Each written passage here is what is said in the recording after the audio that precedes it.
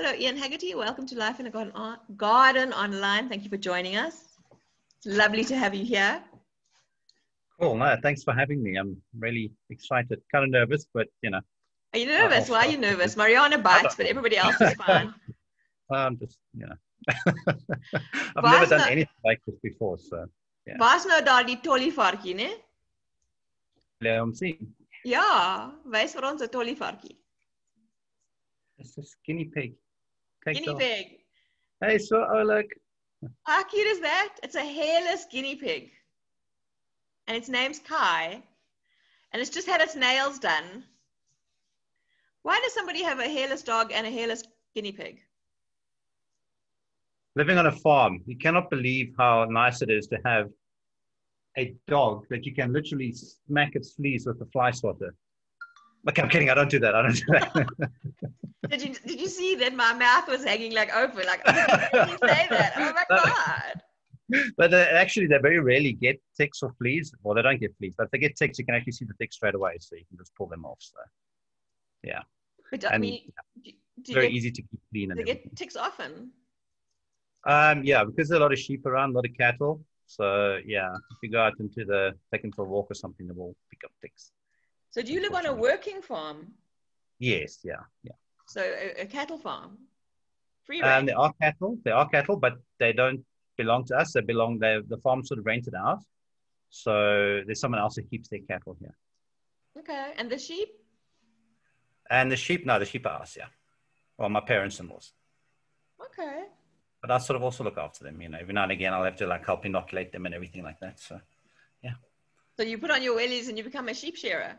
Like an No, I don't. I've never sheared a sheep, but yes, yeah, basically. I put on my tackies and I go and help inoculate sheep. So Ian, you first came to my attention on Facebook because of all the amazing photos that you post and that people share.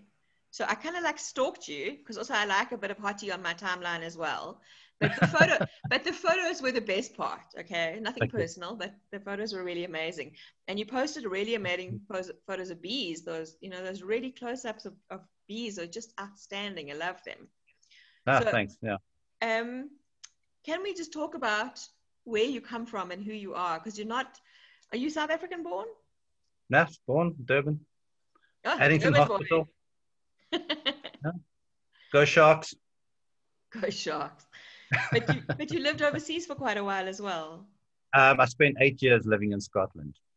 So yeah. Okay, so basically, can I go? You can go. Okay, I can go. Okay, so I was born in Durban. I moved around a lot. Well, my mom did. I sort of had to go with because I was still a child. So anyway, I was born in Durban. Then we moved to Salt Rock for a bit. We lived there. Then to Westville. Then to Nottingham Road.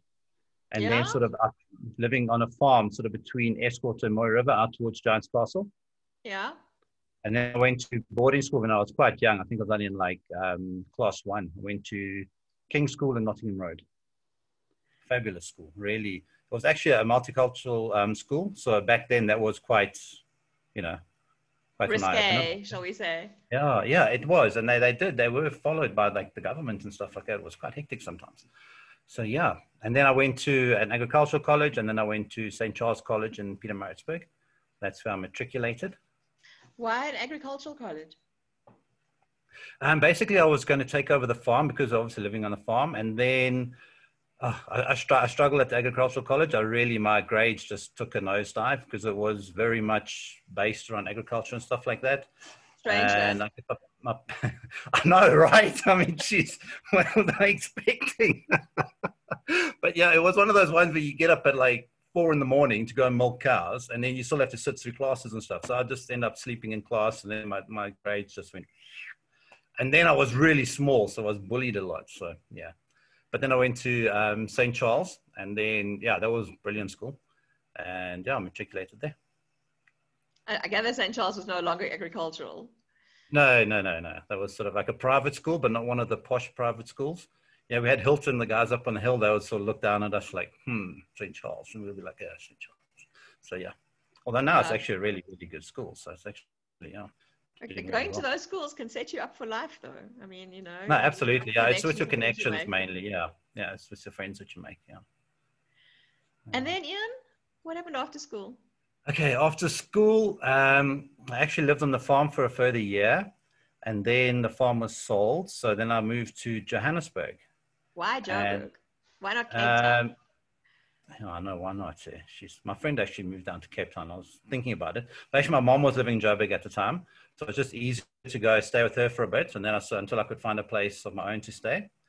And then, yeah, I stayed in like a digs with like a couple other girls, two other guys. So it was like really cool, you know, like friends Yeah. from, yeah, just like that, but not really. But, and then, yeah, but that was still awesome bunch of people to like hang out with and stuff. So, What's the not really bit mean?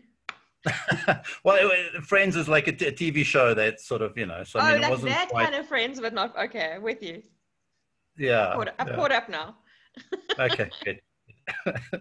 And then I went to, when I was 23, that's when I moved over to the UK. To Yeah, I Scotland. wanted to go. Well, yeah, I wanted to go. I saw Braveheart, the movie, and I was like, no, I have to go there. And then I got there, and then they told me, no, it was mainly filmed in Ireland. So I was like, oh, man. But, you know, I was there now, so I thought I might as well just hang around and stay there in Scotland. And, yeah, I was So what there. did you do in Scotland? Did you? Wow. Okay, right. First, when I got there, I didn't have my British passport. So I couldn't really work or anything like that. So, well, I couldn't work because, you know, they'll chuck you out the country because you're meant to, you know, you, like have all these forms and stuff like that.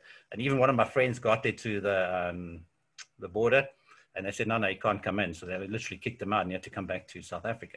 Ouch. So, you know, I managed to get in. And then I went up really far up north to a place called Cannock, not far from Loch Ness. And I met up with another South African guy, and he was planting trees. So I was like, oh, wow, that's cool. And I said, well, do you think the guy will let me plant trees as well? Because it's all, you know, underhand because I didn't, you know, got paid cash. So, yeah. So I did that for like 2 years. Well, planted trees in the summer. And then in the winter, what you do is you have to actually go and cut the areas where you plant the trees. But I mean, I'm not talking like planting 1 or 2 trees. You'd literally walk and you'd plant a couple of 100 trees a day. So like about 1,000 odd a week. And you're paid per tree. So yeah, I was basically replanting the Caledonian forest. So what So trees it was were like, they? That sounds fascinating. a lot of different kinds of trees. We had like Scots pine trees, willow trees, birch trees. Yeah, all just, I think there were 5 or 6 various kinds of trees that we were planting. That's So, fascinating. I'd love to talk to him about his project. So how many trees do you think he planted in all? probably about 50,000 or so. Shit, that's a lot of Probably. trees. Well, it is. And now I can go back there and there's some areas that I've just planted myself. So I'll be Yeah. able to go there and point to these big trees now and say, yeah, I've planted all of that. So that was cool. Yeah. So what did you call it? The Caledonian? Well, I don't know if you know much about the history of Scotland, but what happened, the English moved in there. I don't know if you've seen a movie, a TV series called Outlander. I loved. Who hasn't seen Outlander? Okay, well, I'm still watching it, so don't give me any spoilers. So anyway, so basically the English were there and they burnt down a lot of the forest so they could bring in their sheep and everything like that. And that was a Caledonian forest. So there was a big project going on to like replant the Caledonian forest. And yeah, I was sort of part of it. So was that about 20 years ago? Yeah, exactly. About 20 years ago. Yeah. Wow, that's amazing. Wow. But yeah. We won't tell anybody that you're only 24 now, all right? Yeah, I'm not bothered about age. It's like, yeah. Anyway, so I did that. And then I worked for the Royal Bank of Scotland for a while. That was in Glasgow. Yeah. And then I was busy looking at, because I was riding horses and stuff then. And then I was looking at the Horse and Hound magazine. And an advert caught my eye. It says, do you want to be a knight for the summer? And I was like, oh yeah, I want to be a knight for the summer. And so I went down there and that's where the whole sort of jousting thing came from. Yeah. Yeah. So did you get on a horse with like full metal kit and a jousting lance and whatnot? No, we got on the horse, but it wasn't because it wasn't full contact jousting we're doing. We're basically doing, I don't know if you ever, like in the UK, they have a thing called a pantomime. Yeah. Which is, they they have it in South Africa too, but it's not as big as in the UK. So it was like basically a pantomime. So we would like, in the mornings, we'll go around to all the camps, because in summer, everyone camps in the UK. Yeah. So we'll go around to all the campsites and we'll hand out brochures and say, come look at us joust, come look at us joust. And then the people would like, yeah, okay, cool, we'll come watch you joust. So then they would sort of rock up and watch us joust. And then we'd have like the good guys and the bad guys. I played like, in the beginning, I was a good guy, I was a red knight. But then like sort of when I sort of started getting my feet and sort of getting into it, I became one of the bad guys, which was really cool. Because then you could just like go shout at the crowd and they would boo you and then you'd boo them back. And yeah, it's awesome. It's fabulous. So, but I've got the video. Can I show the video? Of course you can show the video. That sounds amazing. Were you wearing a kilt? No, that was no, because you don't wear anything under a kilt, so it could be quite dangerous because you actually have to literally fall off the horse. And if you fall off the horse and land on your head and your kilt just comes around you, that's, there are going to be complaints. There'll be jingle bells. Buy that man a bells. And then you have to screen share. Okay, I'm going to try it now. Okay, it should work. Can you see it? Start, yeah. But it's not playing, right? Okay, I'm going to play it.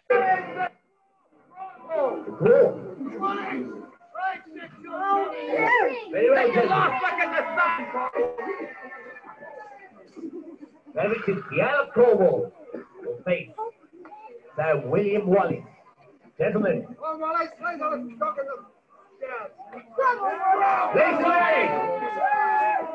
God, look at you go.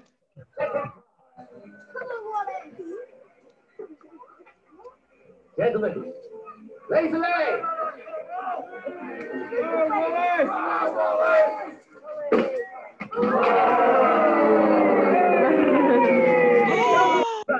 Did you see your ass there, boy? Any more?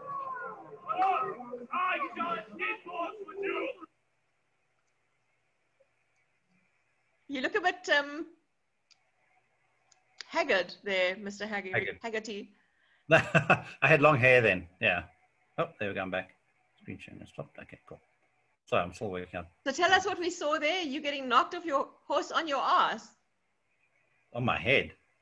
Aww. Okay, basically, when you go down there, they say, okay, we're going to teach you how to fall off a horse. Okay, right. So you'll be riding around, the guy will hit you, and then you drop everything, lie back on the horse, spin off, hit the ground, and keep rolling because that will break the impact of the fall.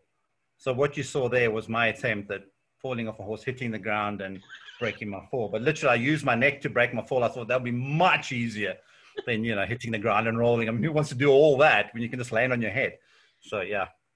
Have you ever been whitewater rafting, Ian? I have, yes. We actually went down to Sabi and went there. Yeah. Do you know when they say to you? I mean, I went when I was in America, but it was tame. But when we went down the Zambezi, and they explain the rules to you about when the boat flips and what you're supposed to do.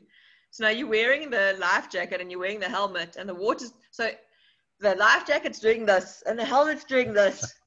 And the water's doing this, and the stuff that's meant to save your life is kind of drowning you. Yeah, it just goes out the window. It's like, hang on, okay, I can't breathe, and I'm supposed to go around the boat. yeah, no, pretty much like that. Yeah, you fell off the horse, and then if you got up, yeah, fine. If you didn't get up, they would sort of have to sort of work around you for the rest of the performance. So yeah. Oh, that's nice.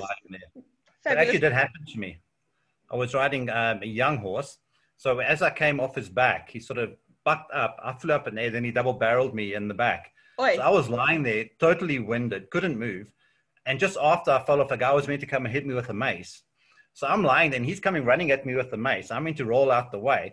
And he's like, and I was like, no, time out. So they had to stop and wait for 5 minutes for me to get my breath back. And luckily, I managed to actually get up after that. But yeah. Could you imagine if the king and queen had been sitting there, they'd have been going, dude, seriously? Gladiators, but yeah, I know what you're thinking. Okay, cool. We'll just drop the hanky. Yes, yeah. So how long did you do that for? 2 years. I did the jousting for 2 years. The 2 years planting trees, 2 years jousting. No, I was and working at the bank and everything like that. Yeah, I also went. I also studied there when I was living in Glasgow. Yeah, Did you come home with a Glaswegian accent? I did. Well, sort of, because I'd speak and people would say, "Oh, you definitely." I mean, even now when I still speak, people say, "No, you're not South African, are you?" I'm like, "No, I was born and bred here. I'm South African." But I think I picked up a sort of slight little twang kind of thing. And then when I phone, I'd speak to my brother and them, and they would be like, they couldn't understand me because I had this like weird Scottish accent. So yeah, but because I was there for so long, 8 years. 8 years. Okay, that's Eight. quite an innings. I mean, that's like almost a prison sentence kind of thing. So, Yeah, did you come home with a kilt? I didn't have a kilt. No, I've got colors because my ancestry comes from there. Yeah. Like on my mom's side, they go back. They actually trace it back to royalty. Prince William of Orange. Yeah. So it goes back to royalty. On my dad's side, it goes back like one generation, and then they don't know what happened. So I think they came from like Ireland or somewhere and got kicked out of Ireland for stealing chickens or something like that. Or So I've got potatoes. sort of quite a potatoes, maybe potatoes. I suppose it's not potatoes in Ireland. Yeah. So yeah, so my ancestry is sort of quite mixed. I'm sort of like from royalty from one side and from not so Peasant much stock from the other. Yeah. You in the royal family at the moment, you've got something in common. Oh yeah. I saw that they've signed a deal with Netflix, those two, for 79 million pounds, I'll have you know. That's a lot of money. It is a lot of money here. That's a wad of cash, of dosh. Wow. Yeah. Your love of animals, where does that come from? I guess because growing up on the farm, I always had a lot of dogs and everything. So, and also if anything was injured or so, I'd be like the first one there. So if there was like a little bird that needed looking after, I'd be the one looking after it.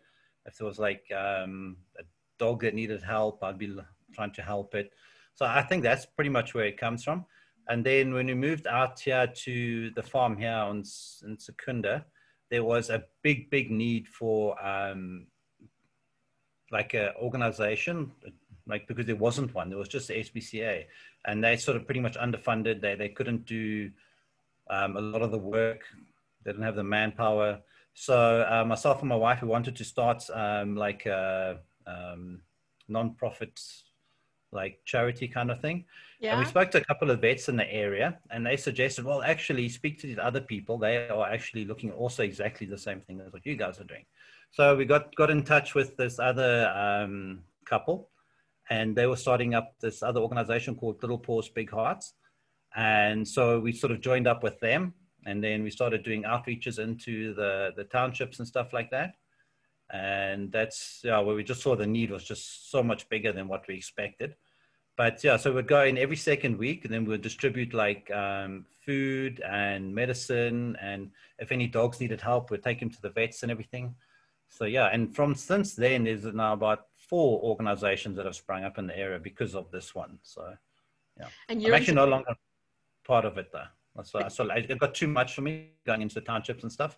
It just got up. I probably will go back again, but just not yet. So You're based in Secunda? Kinross, Secunda, yeah. Who lives in Secunda? Seriously?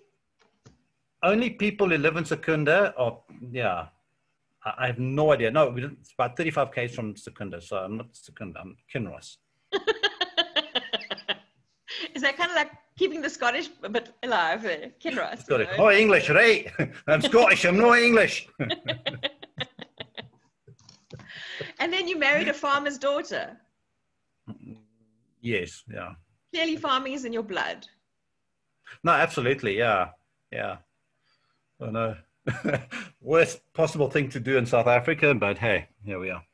Yeah, I'm not sure that, you know what, at the moment, I'm not sure there's anything that's good to do in South Africa, quite frankly. I know. It's everywhere, and it's sad, and I'm trying to think about it too much. But when did the photography start? Photography, that actually started when I was in Scotland. I was that South African guy I told you about. Yeah. He was. He said he sometimes takes photos, but he doesn't like just to take normal photographs. He likes to take of other different angles and stuff like that. But I was always sort of interested in photography. But then when you started speaking about that, I said, oh, that's not a bad idea, but I didn't have a good camera then. So what I did was I sort of started planting trees, and then I sort of count out the trees. I said, okay, this is going to be for my camera money. Because I told you we were like got paid per tree. So I started planting the trees, and then I started putting aside money for a camera until I had enough to buy the camera that I wanted. And then, yeah, I bought my first camera. Like, not my first camera. My first camera was like an old, like, you know, like point and shoot kind of thing. But I bought a proper decent DSLR. Yeah, yeah. So I bought like a proper camera, and then, yeah, I just started taking photographs of everything. And yeah, then people would tell me like, "Oh, you got a really good eye. Your photography is really good." So I thought I'd take it on further, and I started doing courses. But then as soon as I went on my first course, it was only like a 3-week course. Then I could actually tell that my photographs weren't good at all. They were really bad. It was just people telling me, I didn't want to hurt my feelings, saying that your photography is really good. But I think as soon as you do a course, and then they tell you what to look for in a photograph and how it should be composed, you know, the degree of thirds and everything, and how to take a good photograph. That's changed everything. So then I started like, then I joined like quite a few Facebook groups, but those really, really help a lot. You know, especially the ones where they actually take your photograph and they rip it apart. Some people can't handle it. They take offense to it, but I never took offense to it. I was like, okay, so this is what's wrong. This is what I'm going to change. So it actually helped a lot that when people actually nasty about, well, not nasty. They weren't really nasty. They tried not to be nasty, but you know, it was, they were brutally honest about my photography. And that really did help a lot. So yeah. And I just love capturing things. I mean, I'm not a very outgoing person. I know it might not seem like that, but I'm actually quite, I suppose you would call it introverted. So when people invite you to a party, it's like, oh man, I don't want to go to a party. But then they say, oh, bring your camera. And you're like, oh, really? Just inviting me so I can bring my camera. But meanwhile, I'm like, yes, now I can just hide behind my camera all night taking photographs. I don't need to like interact with people. I'm socially awkward. I think that's what they call it. Socially. Do people ignore you because you had a camera? Do they kind of, are they hyper aware of you, or are they inclined to ignore you? A lot of people tend to just carry on with what they're doing, and I'm sort of just walking around photographing them. And the people that do come engage with you are other photographers. They sort of want to come see, you know, what camera you're using and stuff like that, to see if you're any good, to see if your name's on Facebook and see how good your photographs are. This past weekend, you photographed a wedding. Is that right? I did, yes, yeah. How was that? No, it was awesome. They had like these 3 amazing little dogs. I photographed them before. I think that's why they chose me again, because I sort of managed to capture their dogs nice. And I got some stunning photographs of their dogs and everything. So that was really cool. Did you notice what he did there? I asked him about the wedding and he talked about the dogs. How to spot an animal lover. Yeah, but they were like they were the flower girls and the little ring bearers and stuff. So they were adorable little dogs. Yeah. Sorry, I had visions of flower girls, but you're actually talking about the dogs being the flower girls. Yeah. Okay, that's very cute. What were the dogs? They were Cocker Spaniels. Oh, sweet. They don't like you. Yeah, you know, the ones with the long ears and the woolly and stuff like that. Yeah. So this talking about photography, I think you need to share some photos with us at this point. Okay, what I can do, last year I actually went to Mongolia. Like outer Mongolia type place. Yeah, Mongolia. This was to, hopefully this will just go there. Okay, so can you see the picture? Yes. Okay, those horses, are they alive? No. They're statues. Okay. Okay, so I was chosen to go and photograph the world's longest, okay, I'll go back to this one. Okay, I was chosen to photograph the world's longest endurance horse race, which is 1,000 kilometers long. Is that through the desert? No, that's a Gobi. No, not through the desert. It's through Mongolia. Do you know Genghis Khan? Not personally, but yes. Oh, okay, right. Sorry, I thought everyone did, but you know. Okay. Sorry. Okay. So anyway, okay, Genghis Khan, he like pretty much dominated the whole world. And one of his things was he had a postal service that would stretch from one side of Mongolia to the other. And that was pretty much probably more than 1,000 kilometers long. But they would have stations every 30 odd 40 odd kilometers, there would be a changeover. So the postman could take his horse, gallop from one station to the next, pick up a brand new horse, gallop from that station to the next station, to the next station, to the next station. And that sort of opened up this whole postal system. Like, That's sort of like amazing. yeah, no, absolutely incredible what he actually managed to achieve. So I went to, so basically this guy, Tom, he set up this whole thing, this whole race. There was another one, there's like another Mongolia challenge where you drive your car through Mongolia. But then he found out about this horse system or relay system. And so he set up this race. And it's in the Guinness Book of Records as the longest endurance horse race in the world. And I was one of the photographers. There were 3 of us. I was sort of like the back photographer. So I got to like take more photographs of like the people and stuff like that. And the riders that weren't really sort of pushing to win it. Yeah, and these are some of my photographs. I'll sort of go through them. So this here is a monument to all the horses that have raced and have done really well. Now, to understand their horse kids up to about 10 and 11 years old, they put them on these horses, and the kids, it looks like they are, oh no, can you still see me? Yeah.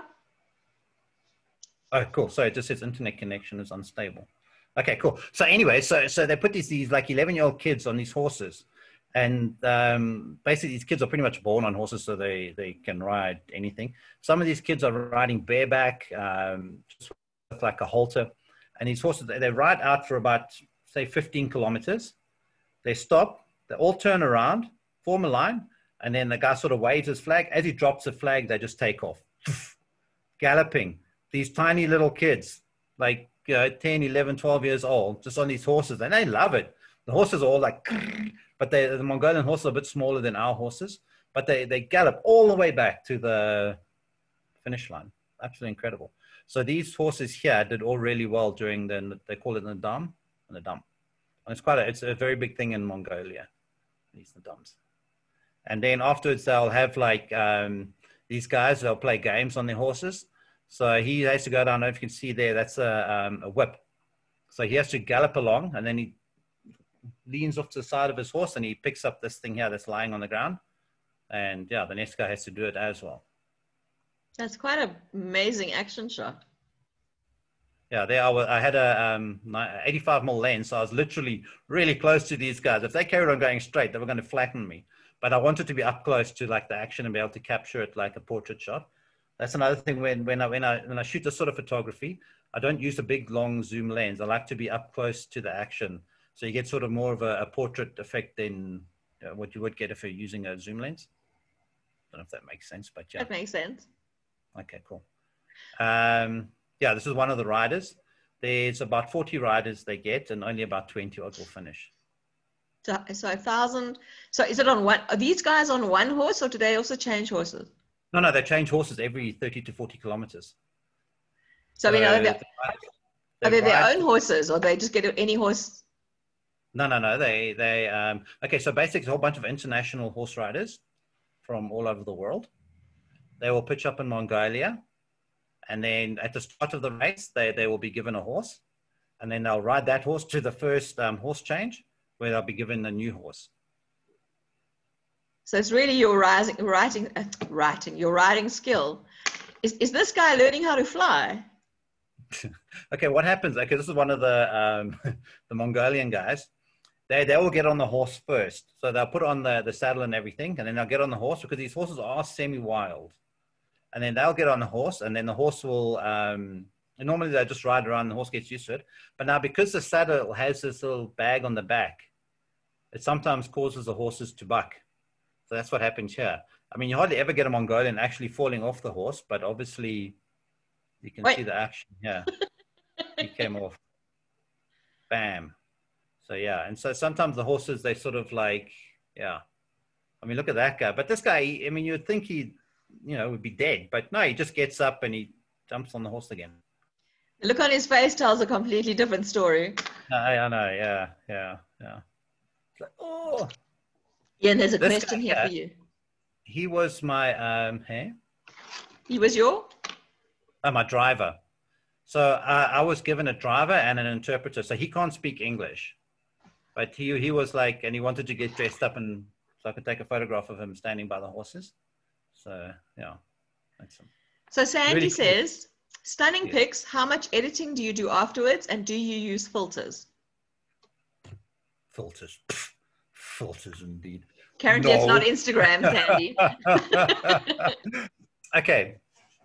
And this sort of stuff, I try and keep my editing minimal, because there are some photographs that I have heavily edited, but I'll show you one of them because I wanted to prove a point to someone. But when you're doing this sort of photography, don't do too much editing, because you still want to keep the realism of like the race and everything, what's happening. Like here, this one here, I would have just like probably popped the highlights or something like that. Another guy coming off his horse, another horse sort of rearing up like that. And then this one here, yeah, so with colors, isn't that beautiful? I try not to use filters, but sometimes if I'm posting something to Facebook, because most of the editing I do is for websites rather than for like Facebook. I've got my Instagram, so, but then when you're editing it, you save it differently. So it sort of matches up to Instagram's algorithms, you know, because Instagram compresses it and Facebook compresses it anyways. And when it compresses it, some of them don't look really good. So yeah, so I normally edit and then export it at a certain size. Like this one here, she's making what's called sweet tea. So I don't know how they do it, but it's like a mixture of tea and I think this is called horse milk. Yeah, this is probably the horse milk one. And it's just like an amazing drink. When you go in there, the amazing thing about the Mongolian people, they're nomadic. So when you walk into the ger, this big tent thing is called a ger. You walk in there and they will give you food. As soon as you sit down, they'll tell you, sit, sit, sit, sit. Even you can be pouring wet, covered in mud. They'll say, come inside, come inside. And you're like, no, I'm all wet and dirty. They're like, no, come inside, please, come, sit, sit, sit. So you'd sit there and they'd immediately give you food. And then, yeah, you'd eat the food, you'd drink the tea and everything like that. They're such welcoming people because of the nomadic lifestyle. I could go there, not be part of any organization, go into one of these tents in Mongolia, and they would invite me in, not even knowing who I was or anything like that. It's just their culture of what they do. Absolutely incredible. Tent doesn't look entirely poor. I mean, like there's a lot of really big furniture in there. Yeah. But remember, nomadic, they will live in one place for maybe like a year or so, and then they'll move on to like the next place. But they've always have their own sort of like areas where they move to. So yeah. So I'm not talking nomadic. They don't move like every sort of few months or something like that. Okay. Yeah. But yeah, no, and they set these things up. Like when we got there, they had like about 30 of them just for like the riders and stuff to stay in. And obviously that was only there for about a week. So it's quite a hectic job to set these things up. Eh? And the bathrooms? Oh gosh, no, you don't want to know about the bathrooms. Honestly, I didn't go to the bathroom once when I was in Mongolia. So what are you saying? You spent a lot of time full of shit? Pretty much. Okay, no. The bathroom is literally, they would take, say, about 100 meters away from this place. So some of them were a bit further. They would literally dig a hole in the ground, and there would be like a tent that high. Okay, not my hands high, but I mean up to about my waist height. That they put like a little sail around, and that was it. And a hole in the ground. So yeah, no. Yeah, it took me a while to get used to that, but yeah. Okay, anyways. Okay, this is just like sunset with the horses there. This is how how they keep them. They just tie them up onto these ropes, and the horses just stand there. That looks a bit cruel. I mean, the horse can't even put its head down. No, they can graze around there, but they're not there for long, you know. And then this one here, it's hobbled, so it can't sort of run away. Okay, this one here I have edited. I changed the sky, but this was just sort of, I wanted to do that.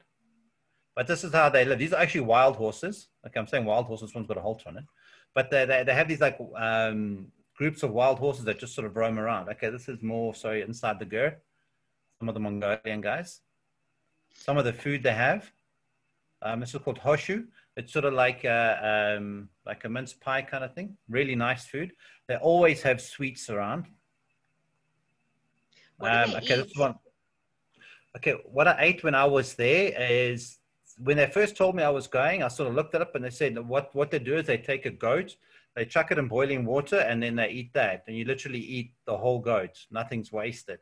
So I was expecting to go there and eat literally a whole goat, brains, like guts. Yeah. I was like, okay, well, fine, I'll do that. But no, it wasn't like that at all. I mean, the food was really, really nice. They have a lot of like these like patty kind of things with the meat inside. That's the horseshoe thing. They eat, unfortunately, they do eat horse meat, but they eat a lot of goat meat. I mean, I've got a baby pet goat, so I mean, I had to sort of like come around to that. Yeah, so. And yeah, a lot of like donutty kind of things. So the food was fantastic. So I didn't really suffer there at all. Then they have the dogs, quite a lot of Mongolian dogs that they use just to sort of, they keep them around the gers. Okay, this one here is edited. Yeah, I sort of brought up the grass, I changed the sky. But what happened here was this lady that's on the horse, this lady, she obviously posted this picture before I edited it on her thing. And one of her friends said, oh, I can edit that really nicely. And, to a photographer reading something like, I was like, excuse me? So I sort of edited it like this and yeah. So yeah. No, this isn't edited. This is just there. Yeah. She's actually from the UK. There were two of them. They called them the Banter Twins. So you meet so many people from like all over the world doing these sorts of things. Because I also did, they've got one here in South Africa called Race the Wild Coast. And that's a horse race through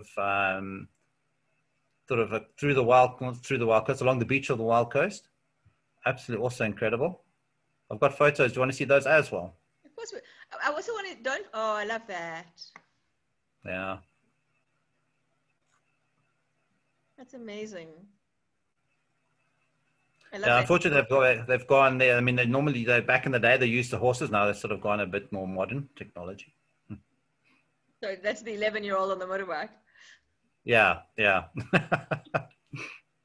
This is just more of the girls. This is some of the riders. Another rider, and then back. Okay, cool. So you wanted to I'll do that. Yeah. I want to show us your bee photos and because they're absolutely beautiful.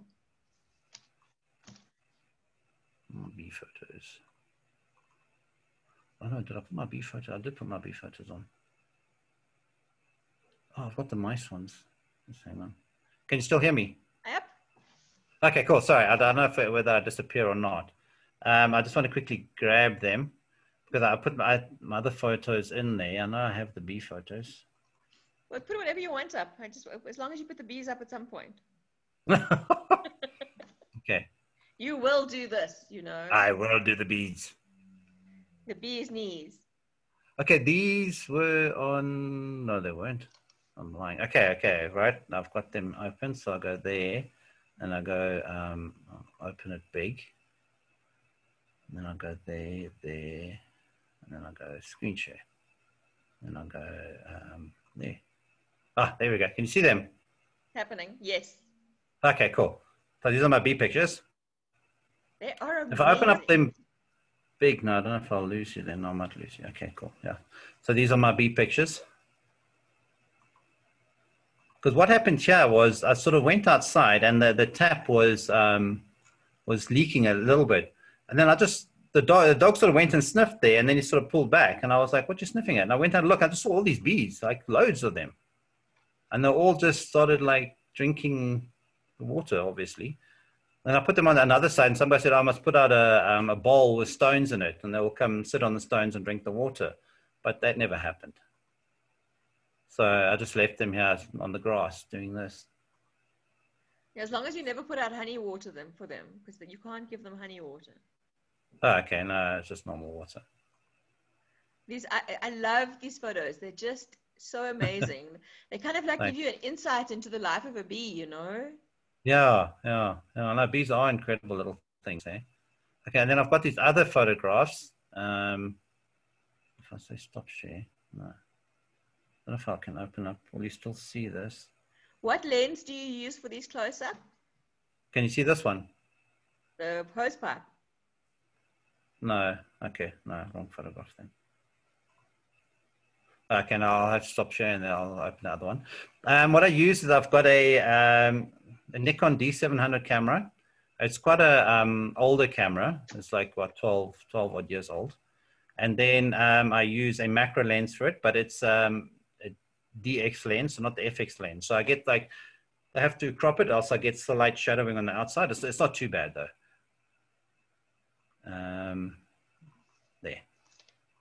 Nope, that's not going to work. Okay, I want to just share. I think this one. Can you see something? Yep. Oh, look at them. Nice. Yeah. Oh, are they newborns? Yeah. Okay. What happened with these little things was busy mowing the lawn, and then I heard this like high pitched. Actually using a tractor to mow the lawn, but I heard this high pitched squeaking, like it's much higher pitched. I don't know if I can. So really, really high pitched squeaking, and then I saw these two little guys climbing up a grass shoot like that, and they were obviously been disturbed by the mowing of the lawn. So I picked them up, put them to one side, took some photographs, and then when I'd finished mowing the lawn, I put them back so their mom could find them. That was very sweet of you. Yeah. Did mom actually find them? Did you? Yeah. No, they were back with their mom. And I sent these. I actually had them on 50-50. You know, the felt focus. Yeah. Watch 50-50. Yeah, they were actually on there. Oh, they are so cute. They are. Hey, they're such adorable little things. Until my dogs are running around the house, barking at the ceiling, trying to get them. Yeah. But are they mice or are they something else? No, they're called striped field mice, striped African mice, striped mice, because they've got little stripes.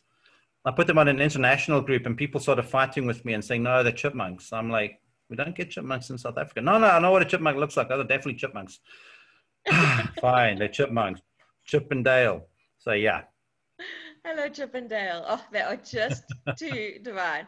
And was the cat kind of like hunting? Okay, no, the cat. This is one of my most famous photographs. You obviously recognize it. I mean, of course. Yeah, I recognize it. The cat that's looking like death at you.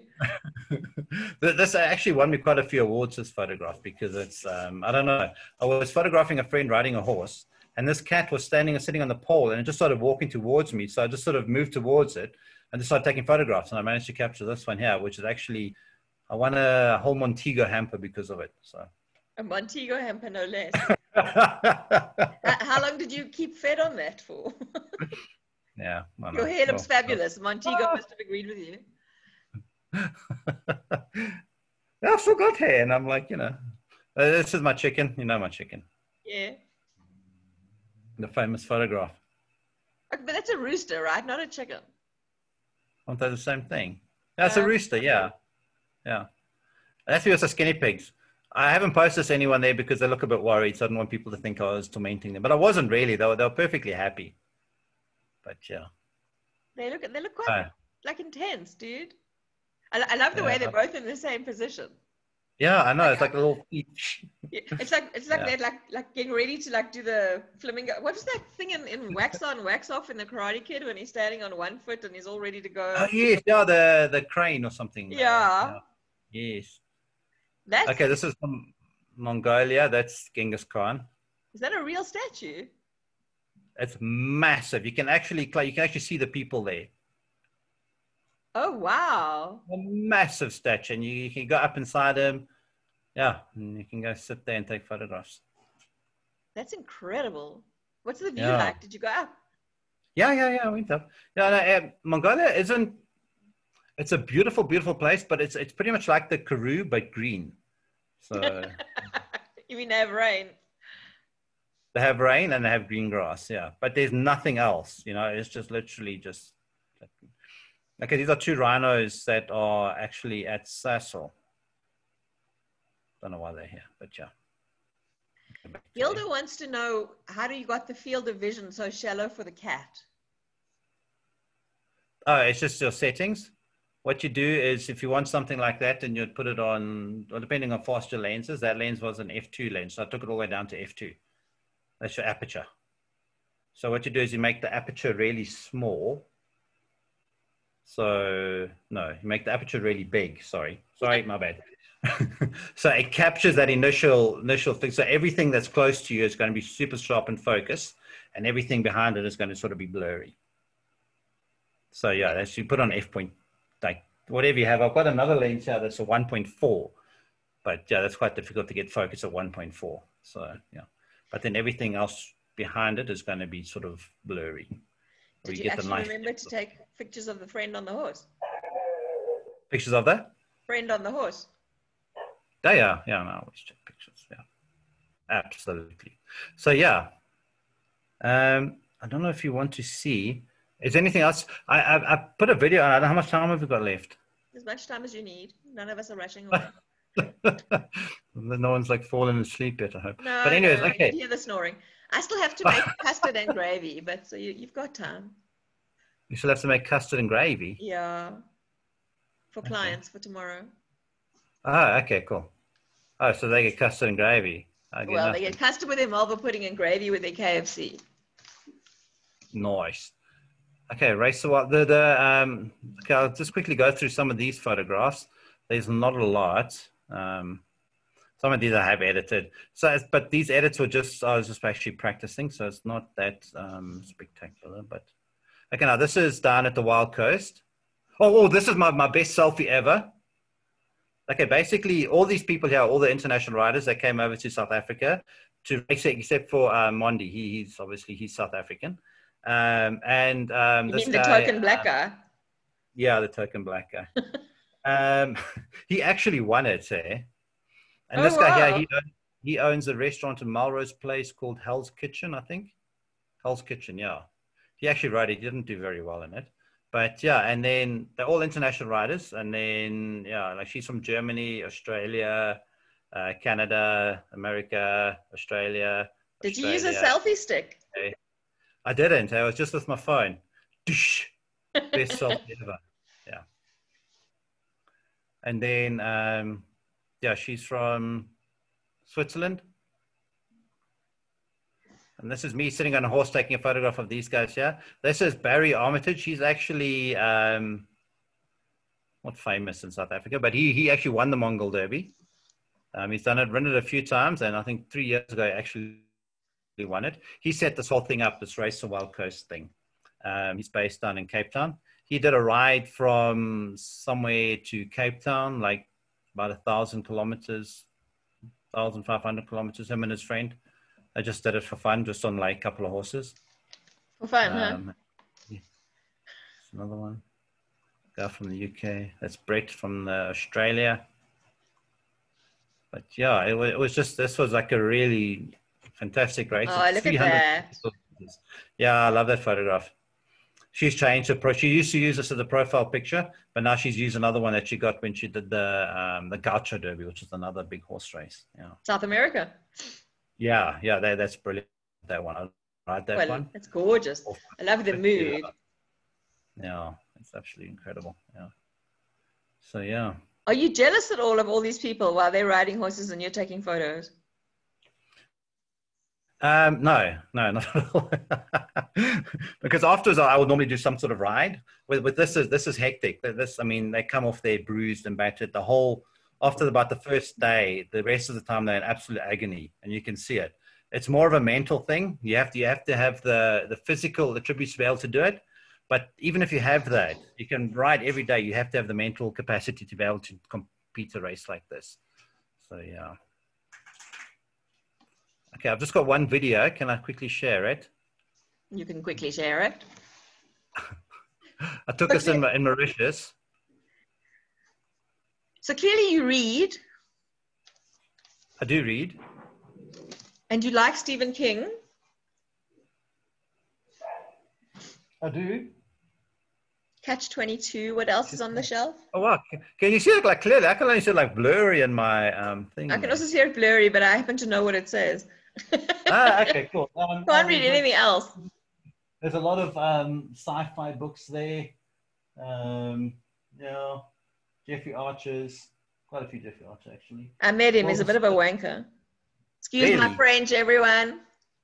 Who, Jeffrey Archer? Yeah, he's incredibly arrogant. He's horrible. He did go to jail, didn't he? Oh, and he thinks he's God because he went to jail and came out unscathed. Ah. No, I really didn't like him. Okay. No. And as a result, I Okay. stopped reading him as a matter of interest. Really? Wow. Yeah. Is that a motorbike pic behind you? Yeah, that's me on a motorbike. Also, yeah, it's a Triumph Daytona 675. We had a track day, so I went to track day and went and rode the bike. Well, my bike, yeah. I love that bike, even though it's quite hectic on the roads and stuff like that. I know it's really dangerous and stuff, but I just loved it, yeah. So, yeah, anyways. Okay, so can I play this video? Please. I took this when I was in Mauritius. My mom actually lives there now. She's got like a scuba diving business there. So I went to her visit, I think 2-3 years ago. Your mom sounds amazing. Farmer, scuba diver. Did your wife just figure? Yeah. Okay, I want to know that story. Yeah. Okay, can you see it? Well, you won't see anything. Okay, so this is in Mauritius.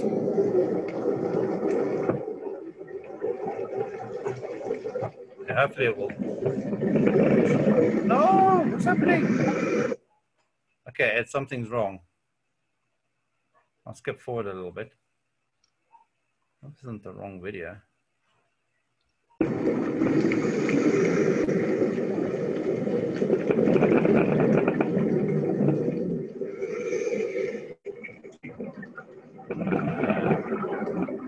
Is it playing okay, or is it like all jumpy? It's staccato, but it's fine. No, it does a really nice video. Maybe that's a bandwidth problem. Maybe, yeah. It's quite a big video. I think that's it. Like, I've got another video. Can I play that one then? With pleasure. Who in the audience has watched the My Octopus Teacher? Ian, you'll love it. It's absolutely amazing. I'm going to watch it. I'm going to watch it. Because I've heard all the people raving about it and stuff. Okay, now this is the video. This is one of the outreaches that we do. Okay. Oh, it's almost half past. Okay. It's okay. It's not going to cut off. Okay. Okay, can you see this one? Yeah. Okay, cool. So this is what we do on an outreach.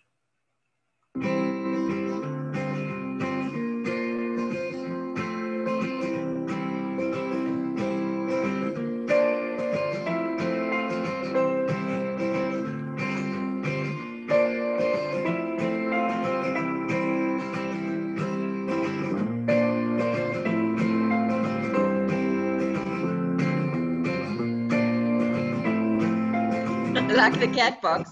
Yeah, they make do.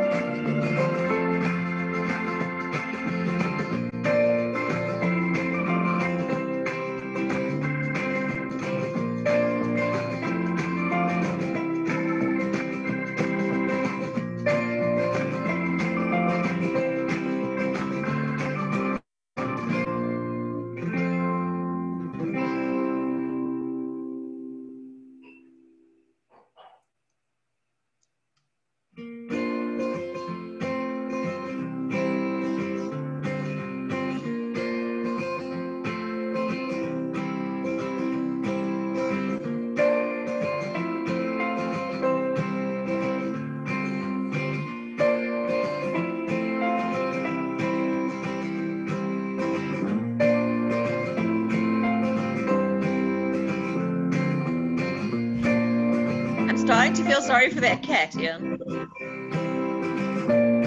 Yeah, if I hadn't held it like that, it would have clawed me to death.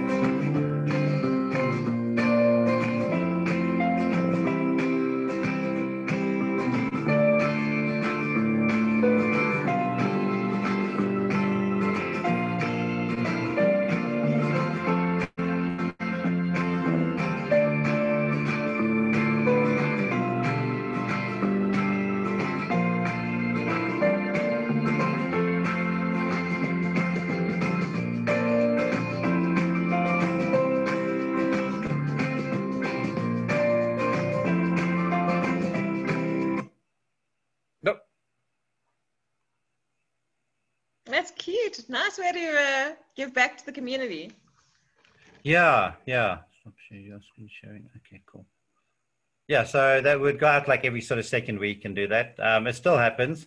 Like I said, I sort of like left, but I'll probably will go back again for a bit and just see, and take photographs. What's next for Ian Haggerty?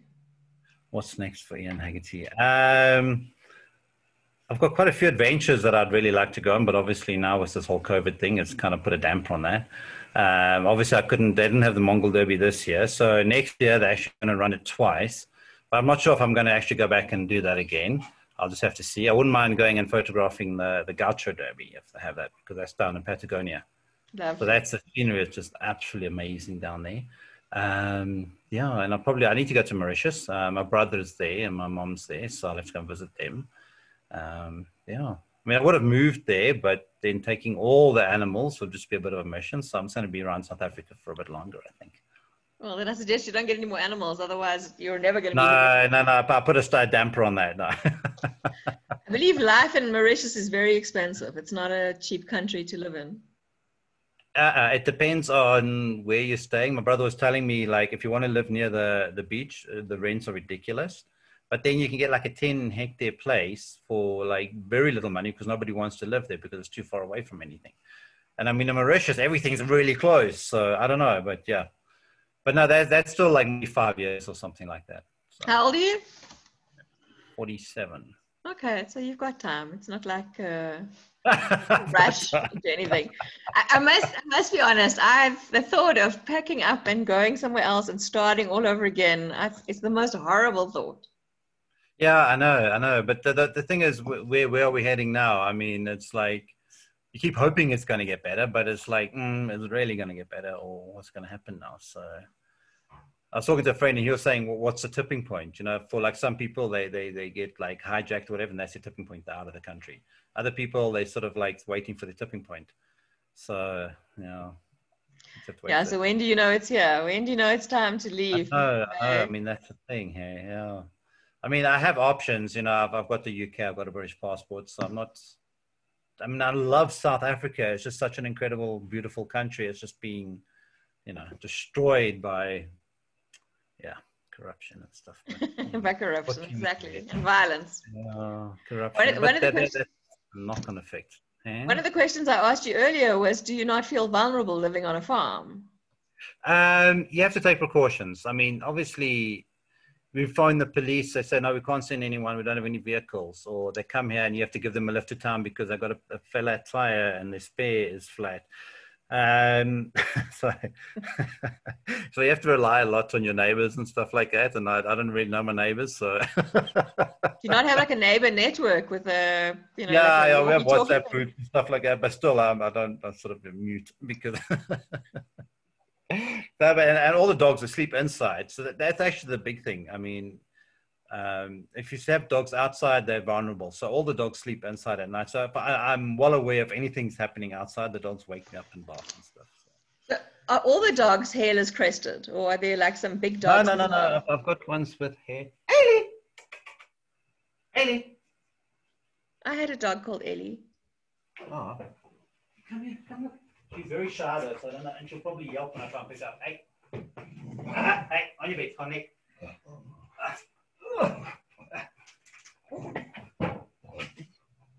Hi, Ellie.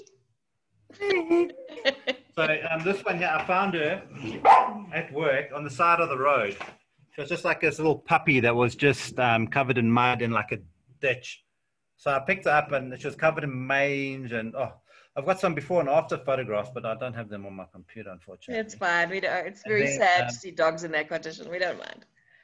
Okay, and then I picked up. I didn't know what to do with it because I was still literally at work.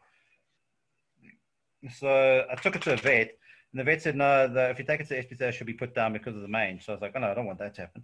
So I left at the vet for the day, and then I went back after work, picked up and brought her home, kept her in quarantine for like, I think 3 weeks. And then, after that, now she's part of the family. Favorite photo ever? Probably that cat one. Just because it was just such a random shot, and it was, it just really, really worked, I suppose. Favorite book? But so many, you can't really have sort of one favorite photograph or one favorite book. Battlefield Earth, but L. Ron Hubbard. I know you went. I read that. I loved it. Battlefield Earth 3000 or something. I've written it. I've read it like a couple of times, and it's like a big book. Yeah. And also Mission Earth. I love his Mission Earth. And then he went sort of he made up the whole Scientology thing. So, but just that Battlefield Earth, my favorite book. That's one of life's greatest mysteries, how you go from writing science fiction to creating a religion and people subscribe to it. That is my best. Why earn one penny a word when I can start a religion and make a fortune or something? So that's what he did. And there's a huge building that they've very fancy put up near me in... Really? In South Africa? Yes. Okay. You know that he was based in South Africa for a while? No, I did not know that. Okay. L. Ron Hubbard House is in Observatory somewhere, that sort of area. Oh. But there's a Scientology building it's just off Bram Fisher in Randburg, near the Mnet building. There's a lot of money gone on there. Absolutely quite amazing. Anyway, show us one last photo and then we'll let you go. Something different. Something different. Something different. Oh gosh, I don't really have different. I've got the ones, but something different. As in, hang on. Show them with his horse, the back shot. I don't have that one easly. Oh wait, what was that? We trust your wife's judgment. She married you. A very sexy man. A friend of ours, but I don't know where I would actually find it. You can't see anything now, hey? No. No, I can see you. Anton jumping Tyson. And I don't have the back shot. I've just got him jumping. This is a friend of mine. Too cool for school. He's like actually a really good show jumper. There's a good question. Do you do exhibitions or have you produced a book? No, I haven't produced a book. No. Can you see it? Yeah. Oh, hang on, it's eating a. Okay, these aren't like it's just an old dog. Ah, look at that. Something different. It's just a dog. Ian, something ate my chickens. I heard. Was it a gannet, do you think? I think it was a gannet. It's either a grey feral cat or a gannet. I'm very upset. No shame. Too much. I've only got one chicken left. Very sad. Did you see my gannet photographs? No. They're not my favorite animals right now. You're like, but it might have not been a gannet. You know what? It left behind some grey fur. And as soon as I read that, I was like, yeah, it's probably a gannet. There's a couple of gannet sightings in Linden. So there is a high probability that it was. So now we have to gannet-proof the chicken coop before we get more chickens. It's very sad. Oh, wow. I can't believe how broken. It was Monday morning. I mean, what a way to start the week. Oh.